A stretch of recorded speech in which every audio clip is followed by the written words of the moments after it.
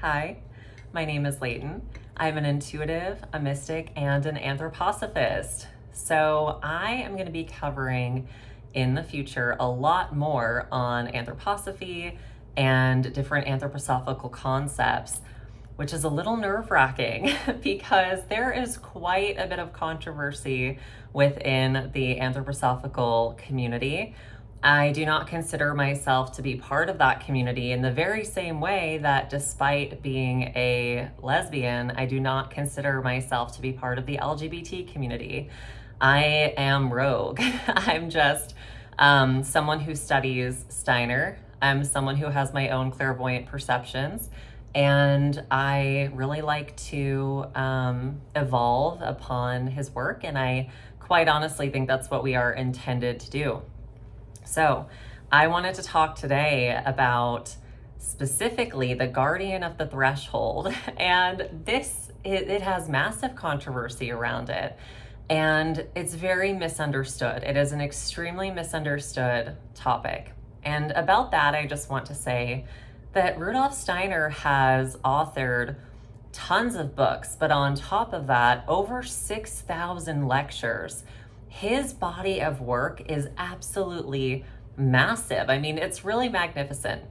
And with that knowledge, it makes a lot of sense that different things would be misunderstood, or that there wouldn't necessarily always be very much context with certain people who are teaching, because you really have to immerse yourself in a lot of these concepts and immerse yourself in a lot of this work, and that can take a lot of time. So for something like this, before I have anything to say at all about a subject like this, to the extent where I'm making a video about it, I make sure that I've read everything. And I love the Rudolf Steiner archive because you can go on there and there's this really awesome search function. And honestly, I suggest that you do this. I don't want you to take my word for anything. I don't think any of us should be doing that. And so you go on there and there's just a search bar, and you can type in whatever topic or book or whatever it is that you want to learn about. And every time that word is mentioned, it will come up in a lecture. So you might get 20 results, you might get 0 results depending on what you're searching. You may get hundreds of results. And when you search Guardian of the Threshold, it will grab every single time that word is used, even if you just type Guardian Threshold, even if those words are not used together. And actually the search function, it used to be more user-friendly, and they recently changed it, where you used to be able to select that your search is, if you're searching more than one word, that it's a combined search. So it's searching both of those words, side by side. And they don't have that function anymore for whatever reason. So just keep that in mind when you're searching, that a lot of other words are gonna come up and you're gonna have to do a lot of digging. But here's the thing. If we are anthroposophists, and you might not identify that way, and that's completely okay. But if that is our system that we're choosing, and that is how we are identifying, it really does not do anyone any good to just listen to other anthroposophists and study them and not go directly to the source of anthroposophy, which in this case would be the writings of Rudolf Steiner, but also the clairvoyance that is really conjunct with that. And when I was thinking about this video, and I was thinking about how to explain that, I was thinking about how my wife used to be a chef, and she's an incredible cook.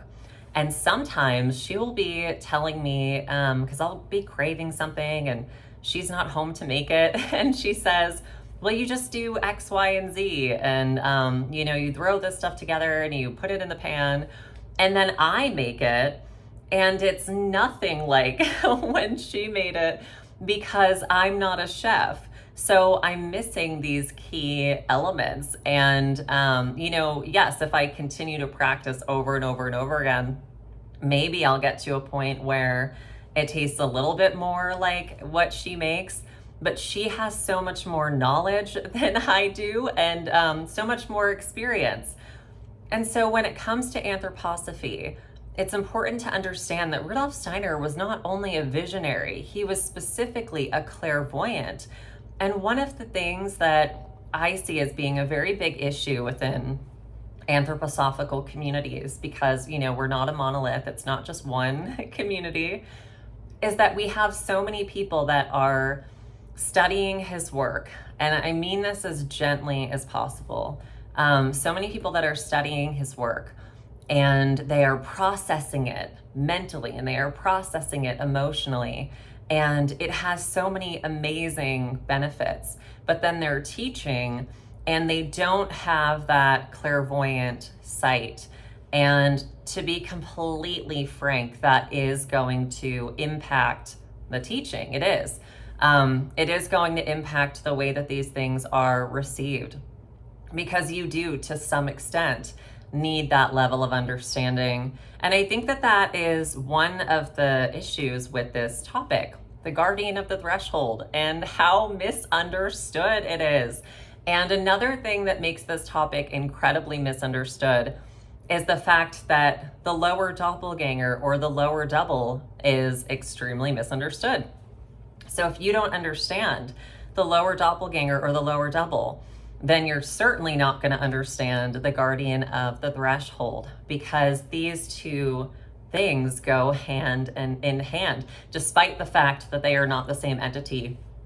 And that brings me to the first misunderstanding, which is that the guardian of the threshold directly is the lower doppelganger or the lower double. And when I don't even know why this is the analogy I thought of. I'm not, like a Batman fan, but for some reason, I was thinking about how Christian Bale is obviously an actor, right? And it wouldn't be fair to say that Batman is Christian Bale. Batman has been played by multiple people. And it's also not necessarily fair to say that Christian Bale is Batman. However, Batman is a role that Christian Bale took on. And so when we're understanding the lower double or the lower doppelganger and the way that it interacts with the guardian of the threshold to higher worlds, what's happening is the guardian of the threshold exists as this being or entity. And this being, it is actually a part of the angelic hierarchy, okay? So it's not the devil.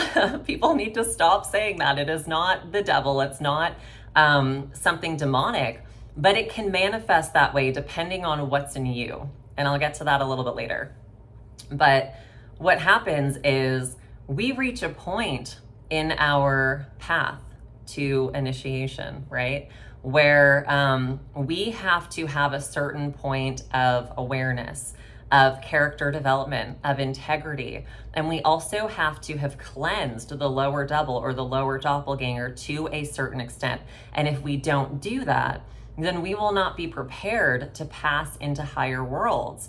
And so if we were to not have the experience with this guardian of the threshold manifesting as that lower doppelganger, and the lower doppelganger, it's really kind of the sum of all of our pain, all of our trauma, everything in our lower centers.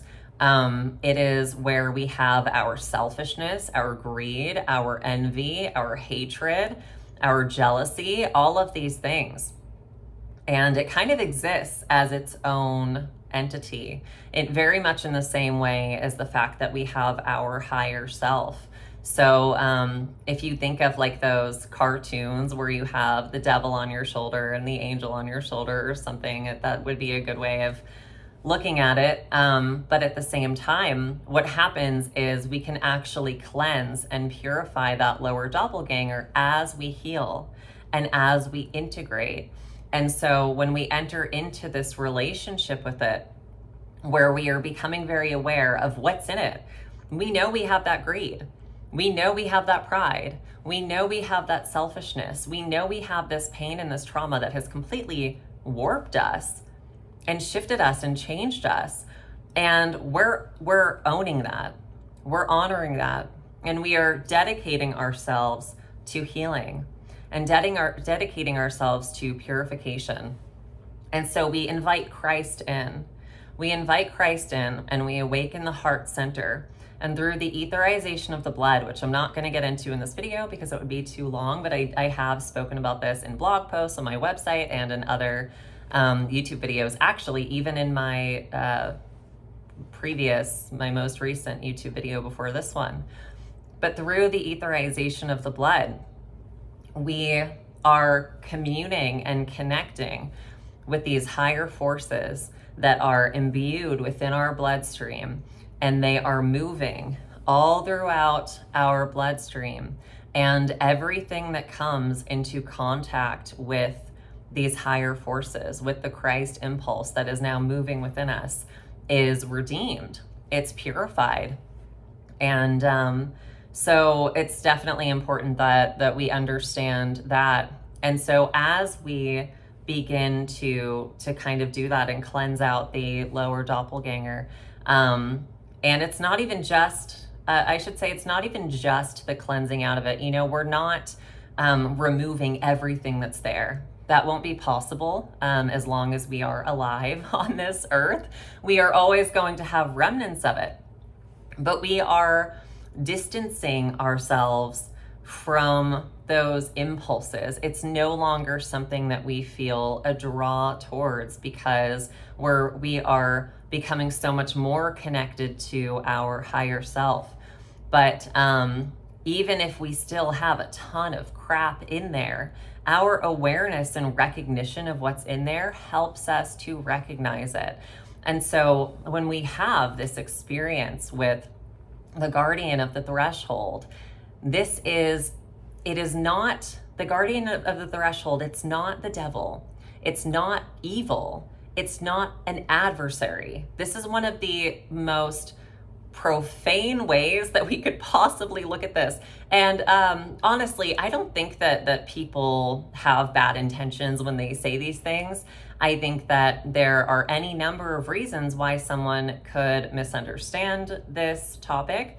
And I think we should have grace for that, because there are topics within anthroposophy that I could not teach on yet because it's so broad and I don't fully understand all of these different intricacies. And that's okay. You know, this is why we should not be taking anyone's word for it. No matter how we elevate them as a teacher, we need to say, okay, I heard this and it makes sense to me and I'm interested in it and I get this, but now I'm going to go and I'm going to put myself into this study and enter into a relationship with it for myself, because none of this is meant to just be intellectual, money that we're just kind of stacking up in the background and never touching, or intellectual currency that's just like piling up in this back room. And it has value. It has so much value, but it only has value if we are actively engaged in this process on our own, and if we are working towards this initiation and really purifying ourselves and putting into practice what we are learning. That is what makes it valuable. You know, otherwise it's just mental masturbation, and there are quite a lot of people doing that. So when we get to the guardian of the threshold and we know how to recognize ourselves, and I want to read, it's a quote from Initiation and Its Results by Rudolf Steiner. And so he says, it has already been shown how important for the individual is the meeting with the so-called lesser guardian of the threshold, because he then becomes aware of a superphysical being which he has himself created. So again, this is not some like evil being. It's not a devil. It's something that we have created. And so this guardian, which again is part of the angelic hierarchy, it is an objective being, not an evil being. I have a baby coming to say hello. It's an objective being. It is not an evil being. And it's coming to us saying, do you know yourself? Do you know who you are? Are you in the position where you can cross over this threshold and take on these higher forces and take on this wisdom and this information and actually be a good steward of it? Can you do that? Do you have the capacity within your body and within your nervous system to be able to integrate all of this stuff? Because if you don't, you could have a nervous breakdown. You could have a psychotic break. So depending on, because a lot of the misunderstanding comes from the fact that obviously people encounter this being that, again, is made up of them. It is a mirror of the lower centers. It is a mirror of the lower self. And it is scary, okay? It is. It is. But also, for my own experience, I would say that it is also empowering because you have the sight now. You know that it's, to an extent, an illusion because it's yourself. And you see exactly what you're facing. And you now have the strength to say, I don't choose this anymore. And you have been already working towards releasing so many things. And it's kind of popping up as this ghost at the last minute saying, are you sure? Or is this going to trigger you back into your old ways? We have to understand how this actually operates, because the misunderstanding of this, it's going to cause a lot of problems. So I also want to say, I think that there are some people that may misunderstand this because maybe they had their experience with the guardian of the threshold before, like long before they actually knew about the concept of the guardian of the threshold. And when that happens, it may be easier to kind of misunderstand different elements because your experience, it's not as fresh in your mind, and you aren't experiencing it kind of already within that lens of what's happening. So for me and my experience, I already had this foundation when I had my experience with meeting the guardian. And there's a lesser guardian and there's a greater guardian too. And the lesser guardian, and I would love to go a lot deeper into this. This video is mainly me trying to condense things and to explain some things and clear up some misconceptions, but without going into everything we could possibly cover, because that would genuinely take several hours. But there's a lesser guardian, and the lesser guardian is kind of how we know ourselves. And it's a test, and it kind of marks a phase of initiation where it's not just a one-time standalone event. And this is where anthroposophy can cross into areas quite often, not anthroposophy as it's written by Rudolf Steiner, or as it's expressed, I should say, by Rudolf Steiner, but anthroposophy as it is understood in these various communities. It can come across as being very dogmatic, and this is one of those situations that really reminds me of in dogmatic Christianity, how there are people that genuinely believe that you just say a one-time salvation prayer and you don't have to do anything else with your being. There's no process of purification that has to come out of that, and that's just it. And then they wonder why there's no fruit in their life, and they wonder why they don't have the peace that surpasses all understanding, and they wonder why they don't feel that connection to Christ. And this is kind of what happens in this topic as well, where we have people who see this as a one-time event, and you just kind of, and actually I mean, before I had my own experience with this and had researched more deeply into it, I thought the same thing. But you kind of think, okay, so I had this experience with the guardian, and then that's it. But what happens is that is marking a phase of initiation, and you are kind of repeatedly tested in different ways. after this meeting. But it's more so, it's kind of less of a test in the same way that the guardian of the threshold meeting is a test. And we're talking about the lesser guardian in this one. And it's more so, how am I going to put this into practice now? What is my life going to look like now that I have had this experience? Because people initiate to a certain degree, right? People ascend to a certain degree. And then what happens? We have the possibility of falling. We have the ability to then fall. And so this isn't a one-time thing where you just, you pass the lesser guardian and then you pass the greater guardian and then you're just good to go and you're never going to struggle with anything else. What do they say about what causes a fall? They say that pride comes before the fall. So obviously, if pride is going to come before the fall, then that means that even a being that is ascended still has the potential, even a high initiate still has the potential to feel pride, to connect to pride. So we can backtrack, we can kind of slowly devolve back into that. And so I think that when we're looking at the situation with the lesser guardian, we want to see it as a really great opportunity for us to see how we have developed in our character, for us to really look at how well we know ourselves. And I also wanted to say there's another misconception, and I know where this misconception comes from, and it's really difficult in something like Anthroposophy, right? Because like I said, there's over 6,000 lectures by Rudolf Steiner, and there's so much that goes into it. But sometimes a book will come out by a specific anthroposophical author or researcher or something.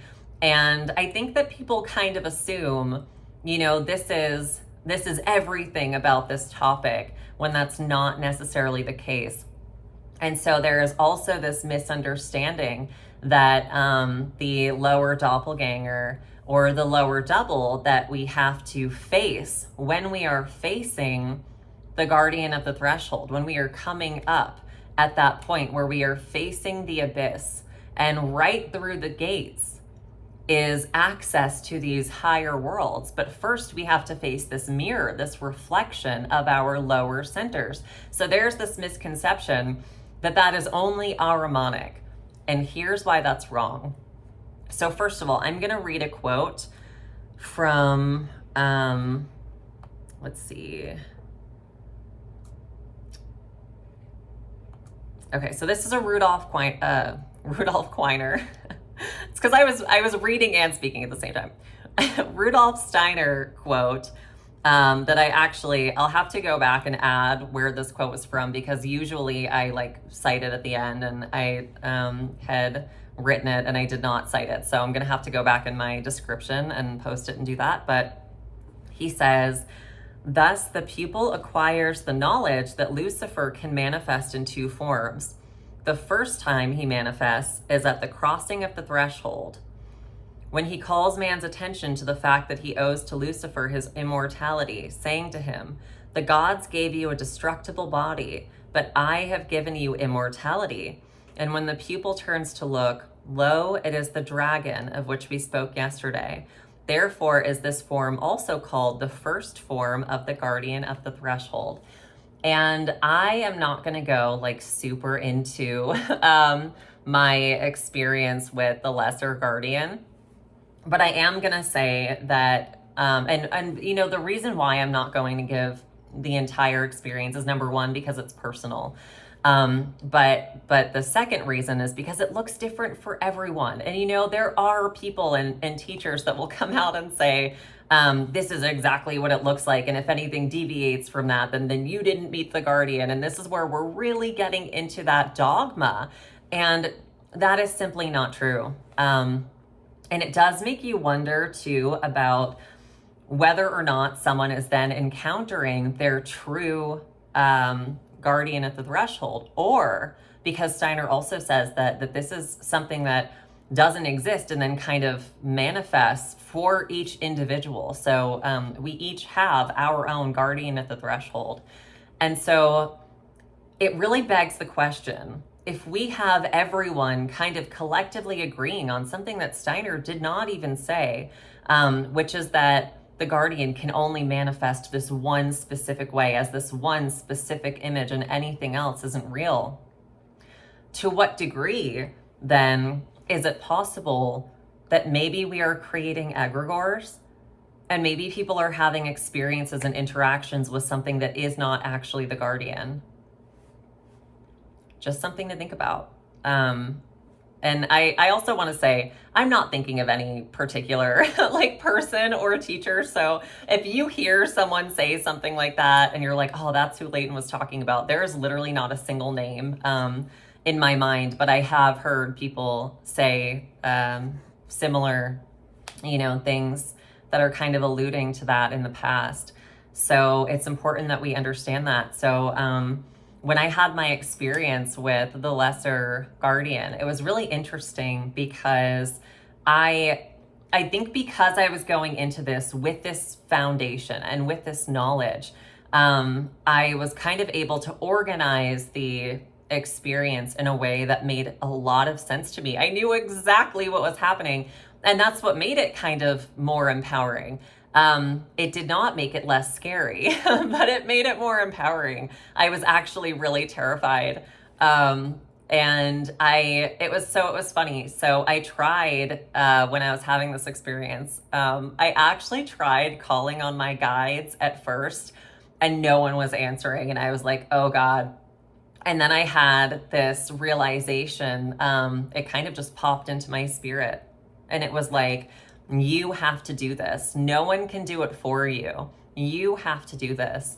And so that really empowered me in that moment. But I actually experienced my guardian as one being in 3 different forms. And this was kind of all happening at the exact same time. So it was not, I want to be clear, it was not 3 different guardians. There was only one. Sorry, I'm like shedding my hairs and one was tickling my arm, but, so yeah, it was only one being and I was simultaneously experiencing it in 3 different forms. And so I experienced, this kind of like robotic clone that I was very aware was like the Ahrimanic impulse within me that I was having to face off. And I feel that I had been extremely tempted earlier in my life by this impulse, especially because I dealt so much with physical chronic pain from a very, very young age. And so I would hear about things that were pretty transhumanist, and I felt tempted by it. But at the same time, I also had this thing within me that was repulsed and disgusted by it. So I was kind of going like back and forth for a while in my younger years, trying to figure out how I felt about that. And then I also saw my Luciferic impulse.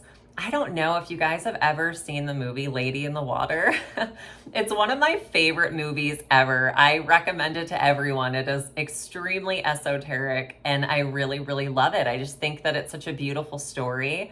It was written by M. Night Shyamalan, who actually, my wife used to work in this cafe in Rhode Island.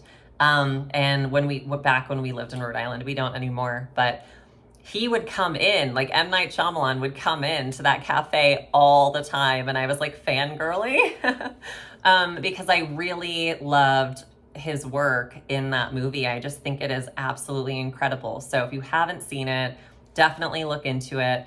But there are these really bizarre like wolf creatures in that movie. And that is how I saw my Luciferic impulse manifest, it was a creature like one of those.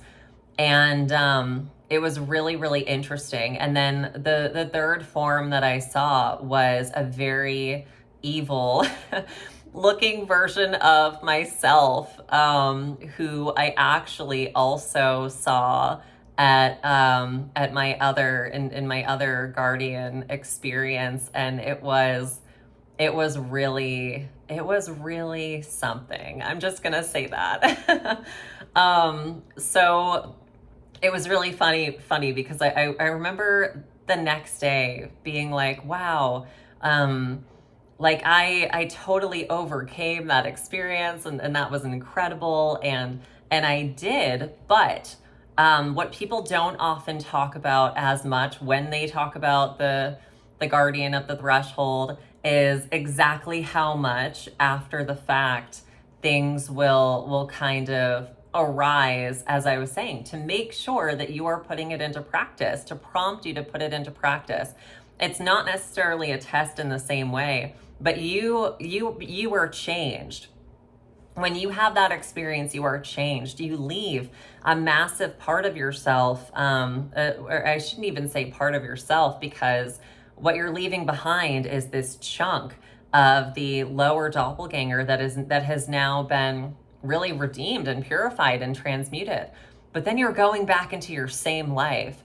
And so you're going back, and maybe you have people that you don't need to be friends with anymore. And maybe you have habits that you now realize, oh, that really wasn't serving me.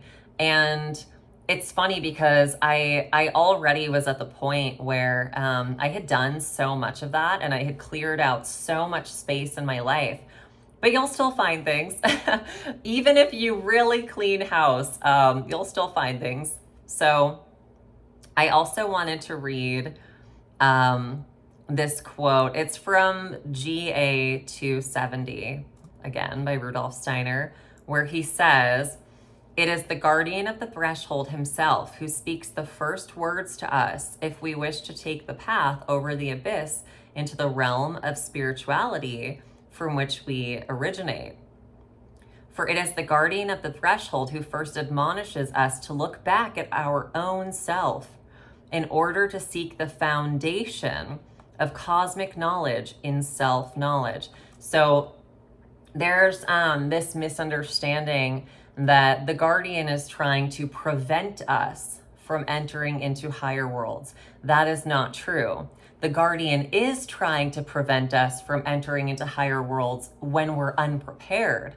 So if we don't know what we're getting ourselves into, if we don't have the capacity built within our body, and I've spoken on this before, Rudolf Steiner talks about the importance of building up the higher nervous system, and that's how we really move out of the lower centers and come up. And when we're in the higher nervous system, we are able to, we're etherizing to a certain extent. We've built up a certain amount of this spiritualized, etheric form, and our connection to these higher forces. We're in this constant communion with them.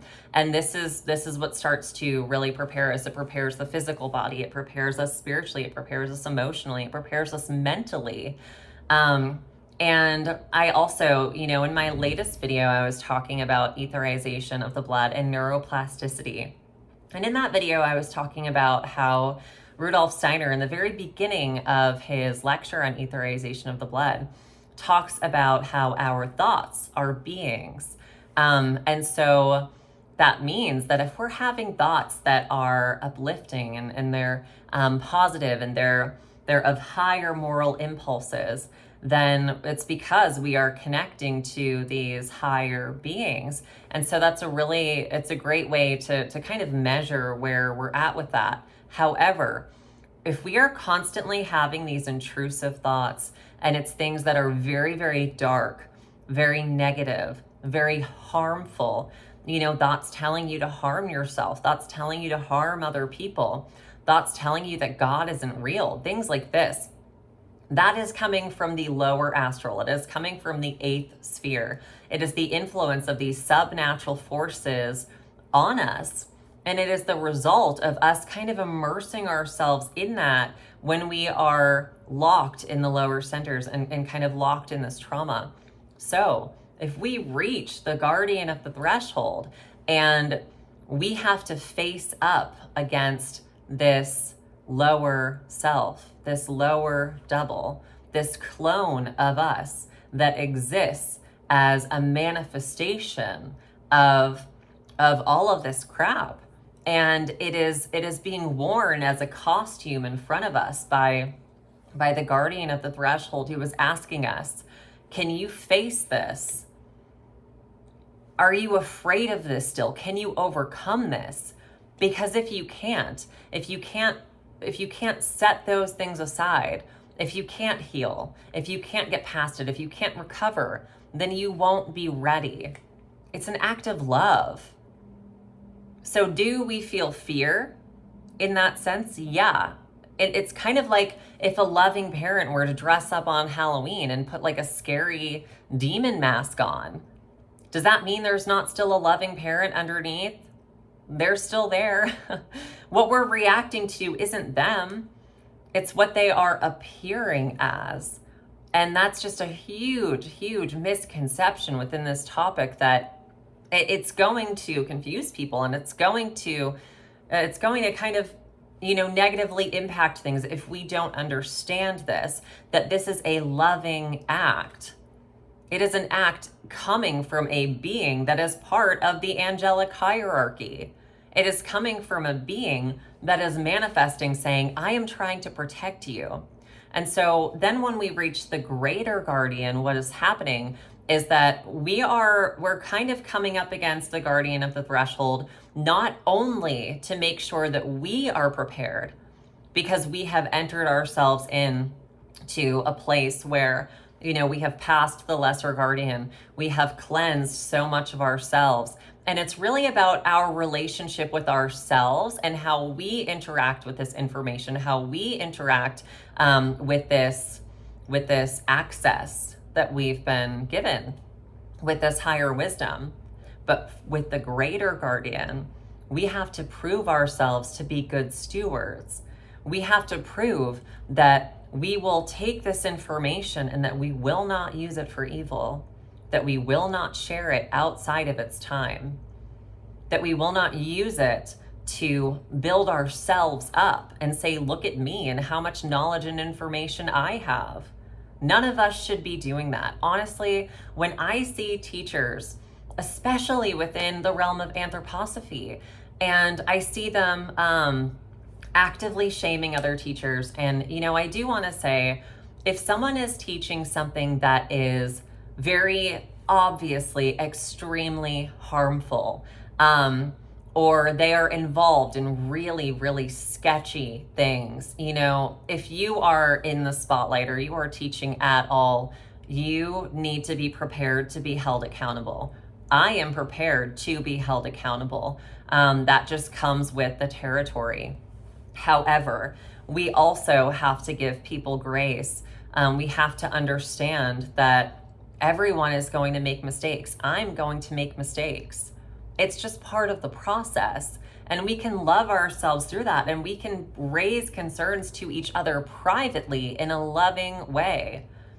I don't like when I see this division where people are just elevating themselves and shooting everybody else down. I do not think that that is loving. And quite frankly, I think it's really ironic when you see some of the things where people are really arguing about how enlightened they are, and they passed the guardian and they're like above everyone now or something.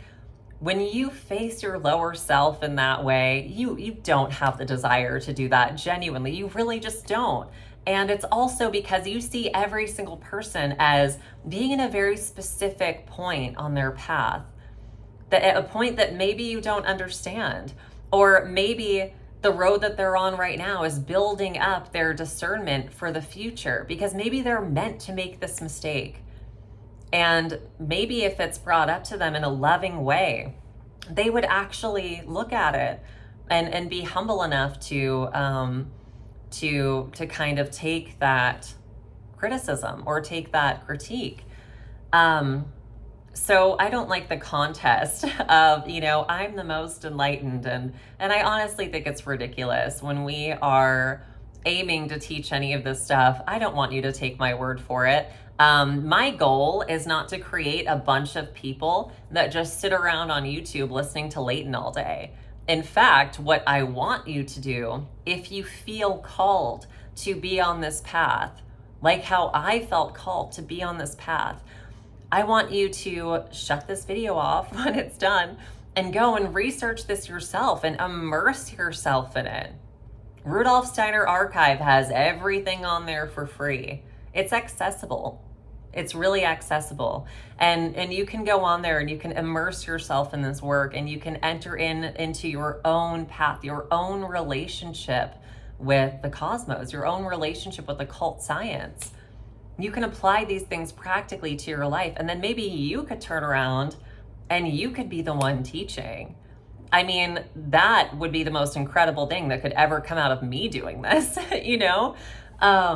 I think we all need to be empowering ourselves, but also other people more, because everybody makes mistakes and everybody is learning. There's no one person that knows absolutely everything. And I think that we've kind of lost that nuance and lost that understanding, and we really need to bring it back.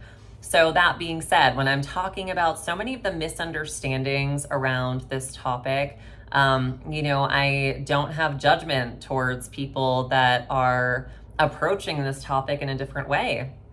Like I was saying, I think some of it has to do with the fact that if you read a few lectures about the Guardian of the Threshold, but miss even one, you could miss crucial information and not even know it. So you may think that you have the full context, and then you read something else and it's like, oh, now I get it, And I think that another element is the fact that a lot of people don't research on their own, and they just listen to anthroposophical teachers all day, and they're not diving into Rudolf Steiner's work and immersing themselves in it. And I think another element is the lack of the development of clairvoyance. I mean, that's what this is all about. We want to develop spiritually.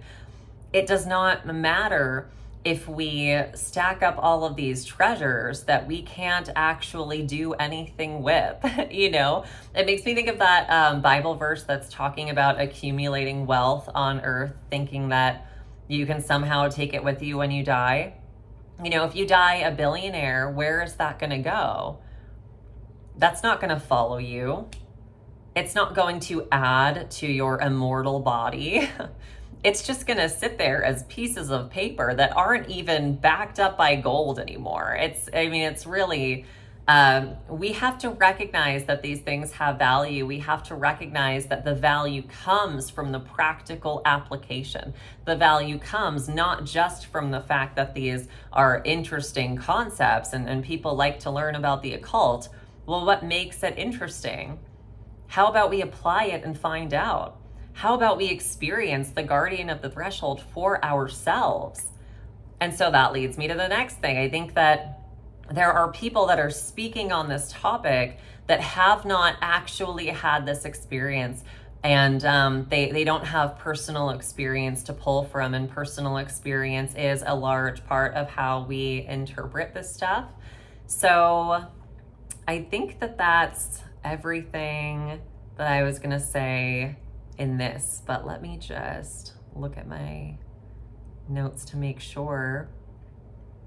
Yeah, I think that's everything. So just to recap, the Guardian of the Threshold is not an evil or demonic being. It is completely objective in terms of whether or not it wants us to pass through the gate into higher worlds.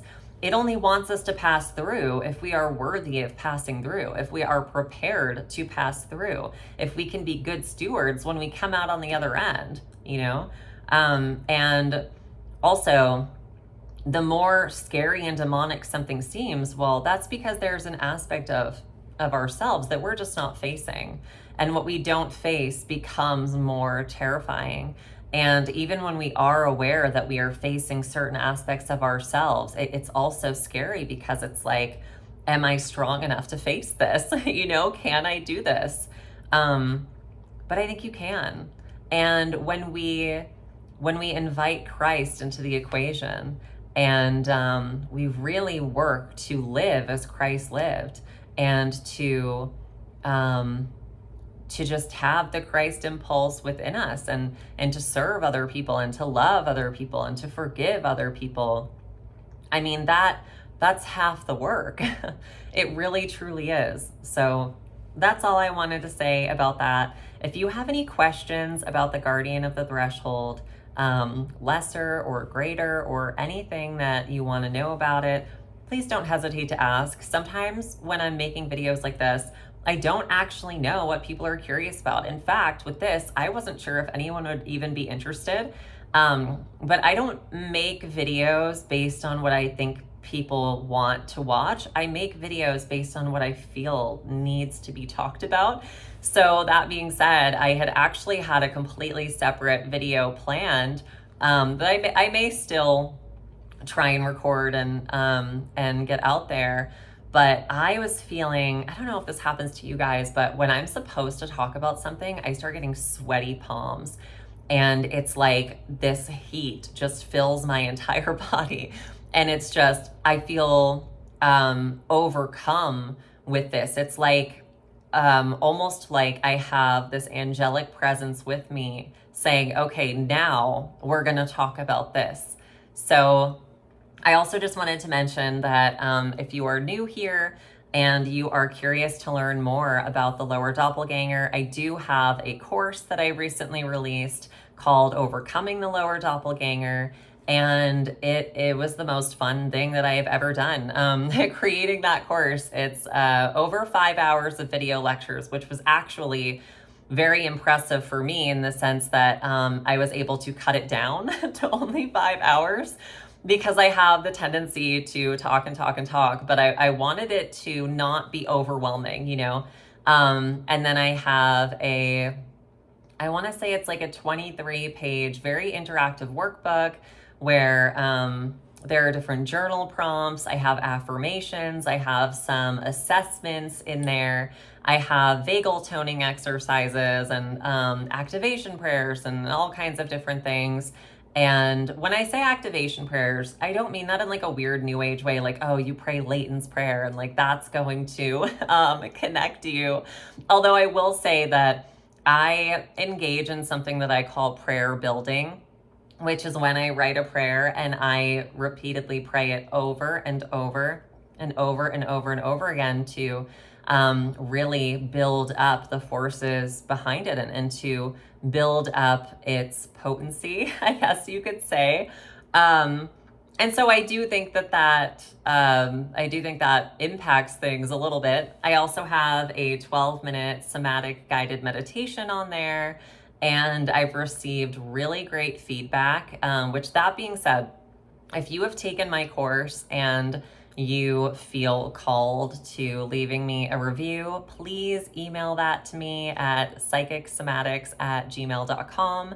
I would really appreciate it. And thank you to everyone who has written me a review so far. And thank you also to the people who have been donating to me lately. I really, really appreciate it, especially because I try and put out as many free resources as I can.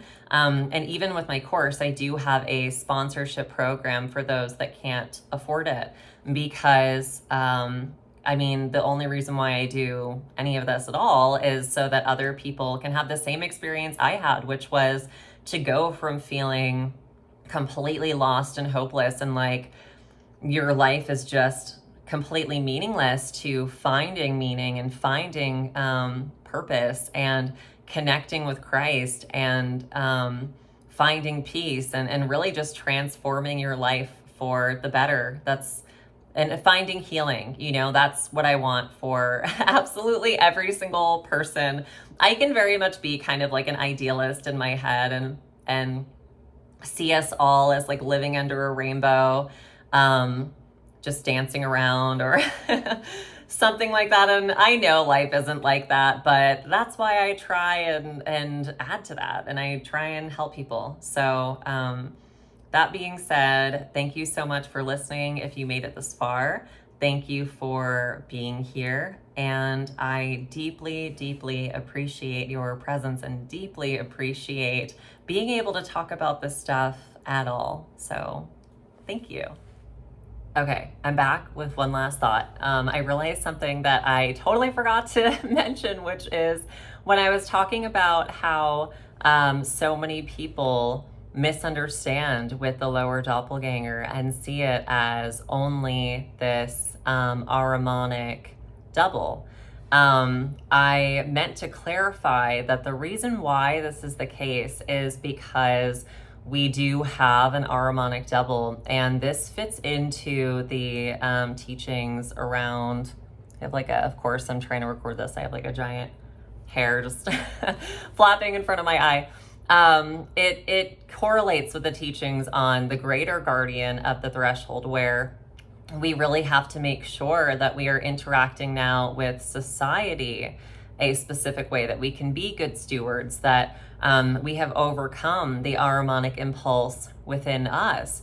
And this is because that is the present impulse that is really possessing people. So, with the lesser guardian, we are going to be having this experience of kind of facing everything.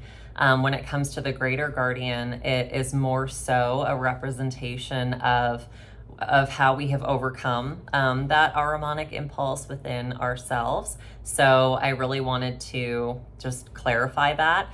And I also wanted to say another reason why people tend to misunderstand a lot of the things that Steiner says is because he frequently will use the same words to talk about different